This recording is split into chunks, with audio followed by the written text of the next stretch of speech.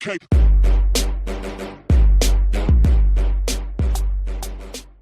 Hey, welcome more gamers. Doug here from 2 Plus Tough, and I'm very excited about the article that just came out today regarding Beast of Chaos. Now, I know I just did one of these on Sunday, but they had a big information dump about some of the questions that you guys were asking in the comments below, so I wanted to get a video out. I came home on my lunch break.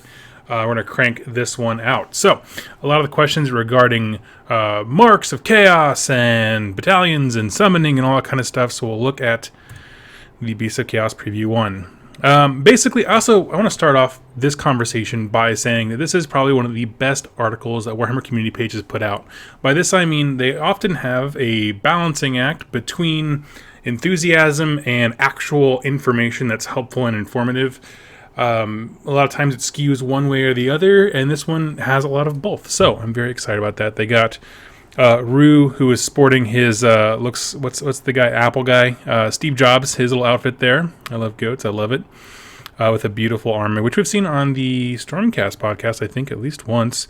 Talks about why he loves it so much. I'm just gonna skip all that. It is good reading, like I said, it is good for building enthusiasm, but I'm kind of on a time crunch here. And we move into some beautiful artwork, which I am very excited about. Look at this guy. He looks savage. And I'm very excited about new artwork for these dudes.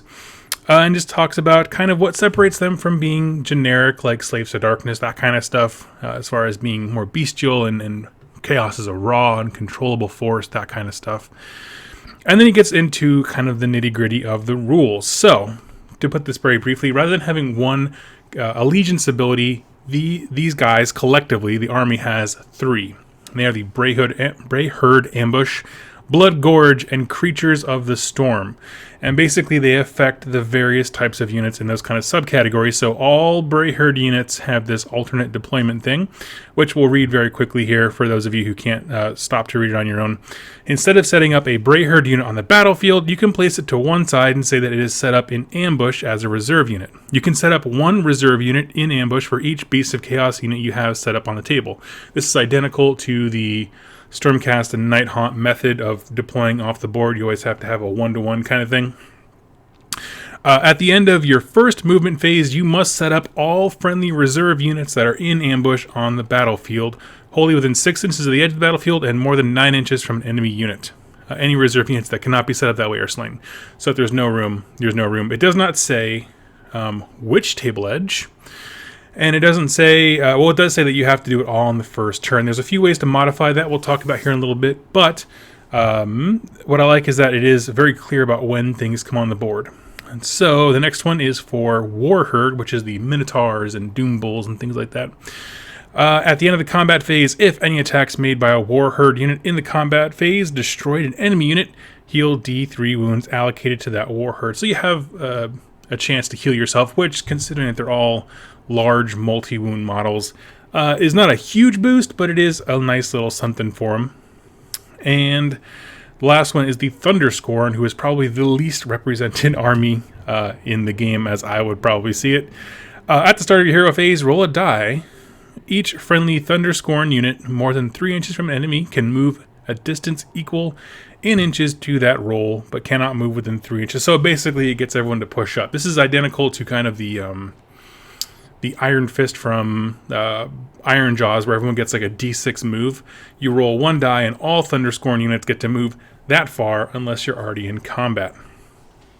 And then he says, did I say 3 allegiance abilities? I meant 4, because universally, no matter what kind of things you take, actually I'm going to back up and clarify here. So if you take a half Brayherd, half Warherd army, you do get both of these.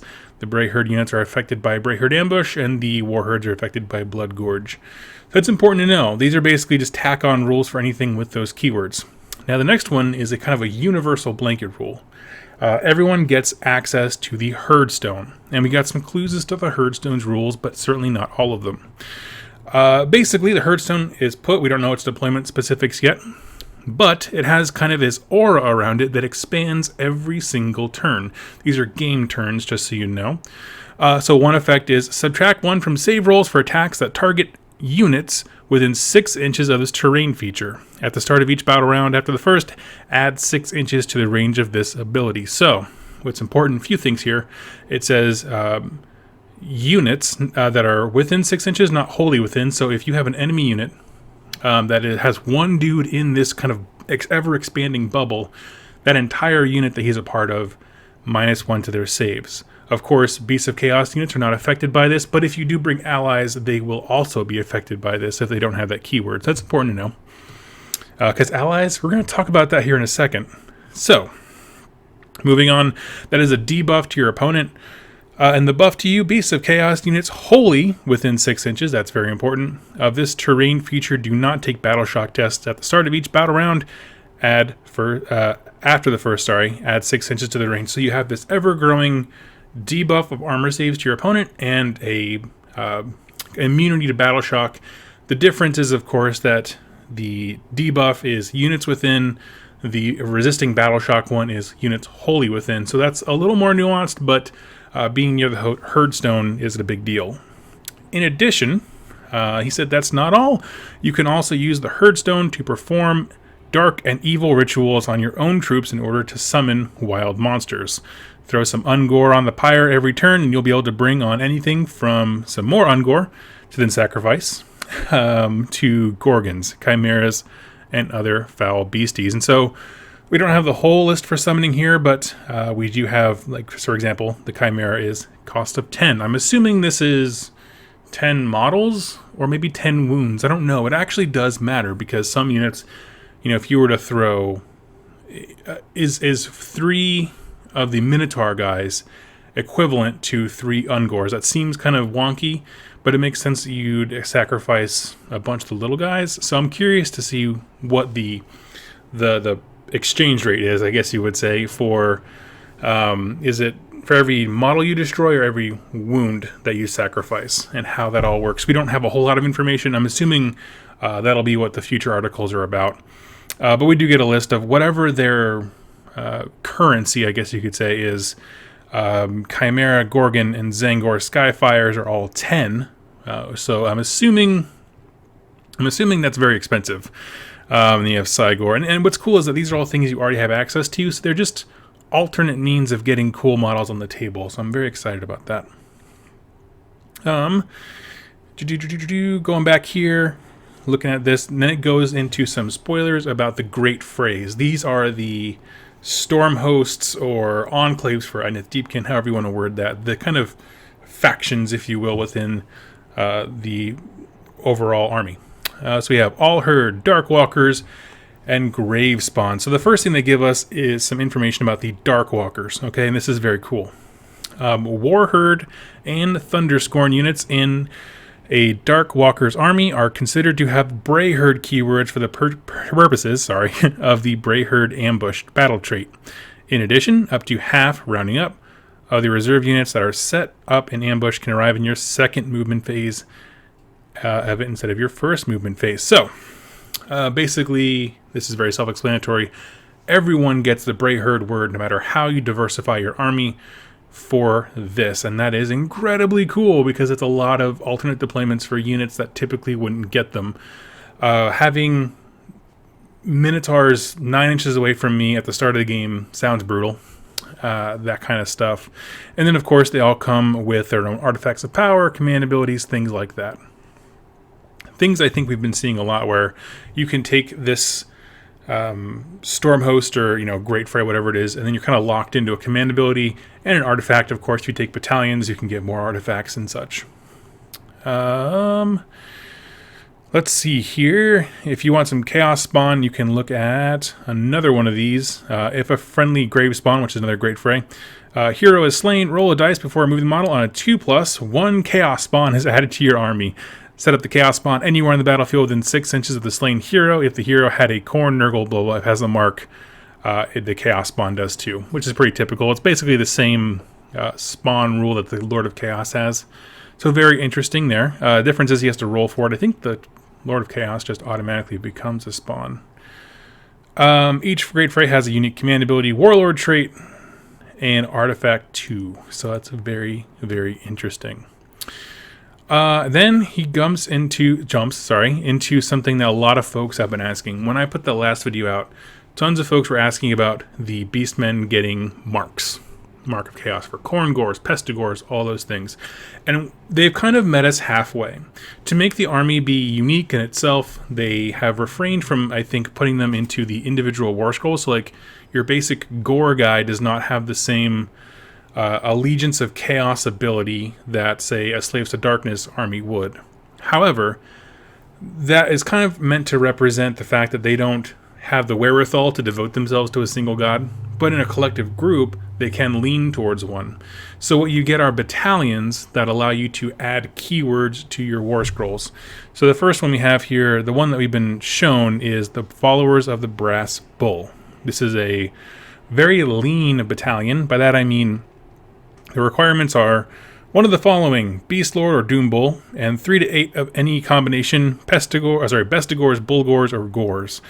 And then 0 to 8 of a bunch of other stuff. Anyway, the point being that this is a very small battalion in the sense that one Beast Lord and, 3 units of Gores is dirt cheap as it is right now. I'm sure there'll be adjustments with the Battle Tome, but truth of the matter is, there's not a lot to it. It's not a lot of commitment, and for that, you gain the Khorne keyword, and there's a whole bunch of other stuff here. You reroll hit rolls of 1 for attacks made by units from this battalion while they are wholly within 9 inches of another unit from the same battalion. In addition, once per battle in your hero phase, you can choose to unleash this battalion's bestial rage. If you do so, until your next hero phase, you can reroll all wound rolls for attacks made for models. Basically, if you have 2 units that are within 9 inches of each other, they both get the ability. And so that is pretty darn cool. And what's interesting here is that it does say wholly within. So I'm kind of curious. So like if you have a unit of, I can probably do better explaining with my hands here. If you have a unit over here with 10 guys kind of spread out, and even over here with 10 guys all spread out, there's just your 2 units of Gores. Do the furthest end guys have to be within 9 inches of each other? Because that's a lot to ask in terms of clumping dudes up. So like, I guess what I'm asking is it wholly within? So you see what I'm saying? Where like, because you're not talking about a specific point, meaning one hero model or the Herdstone, does the whole unit have to be wholly within 9 inches of a whole another unit? So I need some clarification on that one, but as is, it is pretty darn cool. I assume there's also going to be a Nurgle one, Slanesh one, and Tzeentch one as well. So, maybe not a Tzeentch one. I'm kind of curious how the Tzeentch one would work in terms of its requirements, because you would think that would just be Zangors. So, yeah. Let's go down here to how it works, and he just kind of chats about the different ways, a lot of movement abilities, playing for the scenario, putting this all together. So this is kind of close of what the article actually says. Moving back over to some thoughts about it. 1, this army is shaping up to be one of the most versatile factions in the game. By that I mean it combines a lot of different sub-factions, has rules for many of them. You'll notice there's no Monsters of Chaos, but they do fit into a lot of these kinds of things, and that sounds very exciting. I'm kind of curious to see, like, for example, like Hounds of Chaos. They don't belong in any of the stuff that we've seen here, but they would be good to have just to either sacrifice, because they are Beast of Chaos units, on the Herdstone for summoning things, or just being aggressive flanking units and things like that. The Herdstone, from what we know so far, without knowing the nitty-gritty details of summoning mechanics, sounds incredibly cool. I like that it's a summoning mechanic, but it's definitely light on the summoning, right? There's an exchange between a unit that you already paid points for to becoming something else. And I assume it'll be in your favor, meaning like trading 10 Gore for a Gorgon, if that's what it is a fair trade to me. If it's by wounds, then I think it would be, like 20 Ungor for a Gorgon. That also wouldn't be the worst thing in the world. I don't know. I'm not super hung up on the summoning thing. I know some folks are. I think it's good in how limited it is, meaning it revolves around the Herdstone, and there's probably going to be limitations based on that. We don't know if it's going to have things summoned near the Herdstone, or if it'll come on from the table edge, as if like you're summoning things to the Herdstone and it draws monsters from the sides, to be a little bit more thematic than just a Gorgon dropping from the sky. So we don't really know, but I'm very curious to see how the summoning works. As is, here's the thing. I don't want every faction to have summoning. I want it to be special on some occasions. However, this seems like an incredibly thematic and very limited way to do it, more so than the ones we've seen from the other Chaos factions. And obviously Seraphon and all those things like that. Anyone who can do summoning. The Great Frays are looking great, and this is what I mean when I say there's more customization. So, for example, we take Mark from Rerolling Ones, who has a gorgeous Warherd army, and it's all Warherd, everything in there. He can take a Warherd army, get Legion Saboti for it, was like Carnage or something like that, Blood Gorge. So he gets Blood Gorge. In addition, he can align himself to a Great Fray, which would get him some cool abilities. So in this example with the ones we have here, he would also get the Brayherd Ambush ability in addition, which is really, really cool. And a command, a trait, artifact, all that jazz. And in addition to that, he can also be a part of a battalion because he has the Doom Bull and more units of, at least 3 units of Bullgors. So he also gets access to these battalions that give him marks. Reason that's important is all of those things stacked together, and if you include an ally, like for example with this one, the Blood Secrator, you get something pretty vicious because now you're giving those big bull guys tons and tons of attacks. And immunity to battle shock. So it's like a little Hearthstone wherever you go. And so that's kind of really fascinating how interesting, like once you start throwing marks into things, allies opens up in a huge way. Whether that's the most obvious one is always going to be the Blood Secrator, just without question. But you also have on the Nurgle side, I think it's like the Lord of Pestilence. There's a wizard over there who can give a unit a 5-up save if they're a Nurgle, like after the wound roll type thing. Slaanesh, I can't think of a ton of Slaanesh like interactions. There's always Lord of Chaos of Slaanesh, gives people stuff. Even just the basic Slaves of Darkness Lord of Chaos with a Slaanesh mark can make a unit run and charge, which would be massively successful on getting, like if you use the alternate deployments on the side and then had units just bolting forward. It's a lot of board presence, and I think fundamentally that's what we're going to see this army do. The units that we're talking about, they don't last long. They're kind of riding around in beer cans for the chariots and paper-thin armor. But one, there's a lot of them. And two, they can have either numerous attacks or quality ones between Gors and the Bullgors, the Minotaur guys. So you can kind of mix it up there, but I think fundamentally they're going to be a horde army, and I think they're going to be all about board control. Alternate deployments, lots of speed, the ability to hit the right targets whenever they want, sacrificing units to put people where they need them to be rather than where they are. That's kind of the gist that I get from here. And that's kind of confirmed by the way Rue talks about it. You should really read this section here on your own. At the bottom it says how it works. Using your Brayherd units to control space and advance the board, you'll be able to grab objectives and control the pace of combat before striking with brutal hammers. And so I think he's absolutely right, just based on the War Scrolls that I've seen. There's going to be changes they talked about to the different War Scrolls. But yeah, so a few questions for you who have been very engaged with the last video, that I did, where what do you think about the marks? So a lot of people were asking for Marks of Chaos. They've provided a way to obtain them. You have to fit into a battalion, but if this battalion is any indicator of that, they're very easy to do. Like, anyone who says they want Beasts of Chaos to have marks, and they're very emphatic about that, but, put up their nose when it comes to 1 hero and 3 units as being too much to get a mark, that seems ridiculous to me. So it kind of seems like they addressed the issue of having Marks of Chaos without having to rewrite every War Scroll and make that an option like they did with Slaves to Darkness. I know some folks were probably going to be annoyed by that because they just wanted, like, a block of Gors to be Mark of Khorne, and it's fine. You got to meet them in the middle with their design ideas.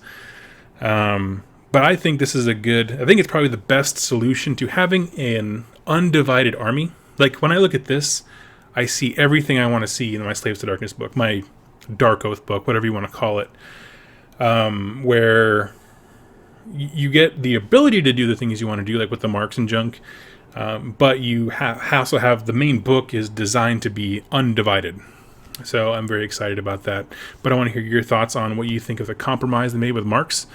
how that would affect another Chaos release like Dark Oath in the future, as well as what do you think about the Great Brays and the 3 Allegiance abilities, and what do you think summoning is going to be like? I want to hear this discussion from you guys down below. Last little thing here I'm kind of curious about is how this will work. The battalions here will work with other things. So for example, the only requirement to being a Blades of Khorne army is that you have the Khorne mark. And you can take ally battalions. So if you had a Blades of Khorne army, right, and you had a battalion that was 1 Beast Lord, 3 Gores, so the bare minimum here with this battalion, everything now has the Khorne word. Your entire army has the Khorne word. So wouldn't you be a Blades of Khorne army?